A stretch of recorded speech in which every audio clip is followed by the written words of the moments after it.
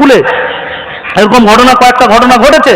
Facebook ID খোলার পরে সালাম দিল, আসসালামু আলাইকুম। এ দেখলো যে একটি হিন্দু নামের আইডি।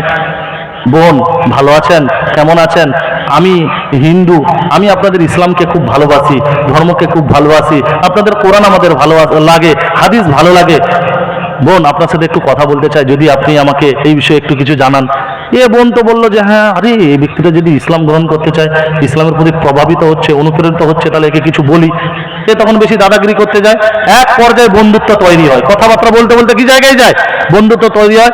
এইবার হলো পিক আদান প্রদান হচ্ছে। কি আদান প্রদান হচ্ছে? পিক আদান প্রদান হচ্ছে। এখন তো এআই যুগ, এখন তো ইন্টারনেট যুগ, এখন তো ভালো উন্নতি প্রযুক্তির যুগ।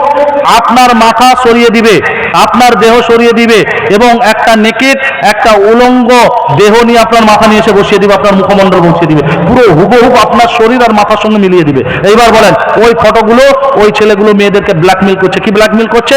তুই আমার কাছে আয়, আমার কাছে যদি না আসিস, এই ফটো আমি সোশ্যাল মিডিয়ায় ভাইরাল করে দেবো। তখন এই মেয়ে কি দেখলো? এই মেয়ে তখন কি করলো?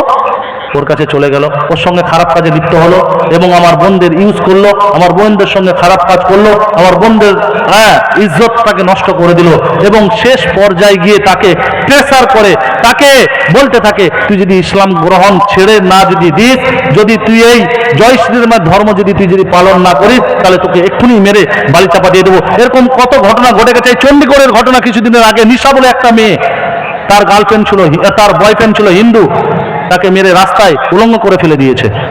এই জন্য আমার মুসলমান বোনেরা সাবধান, আমার ভাইয়েরা সাবধান, অভিভাবকরা সাবধান। এই ধরনের কার্যকলাপ করতে দেওয়া যাবে না। তাদের প্রতি লক্ষ্য রাখতে হবে, তাদের প্রতি কড়া নজর রাখতে হবে।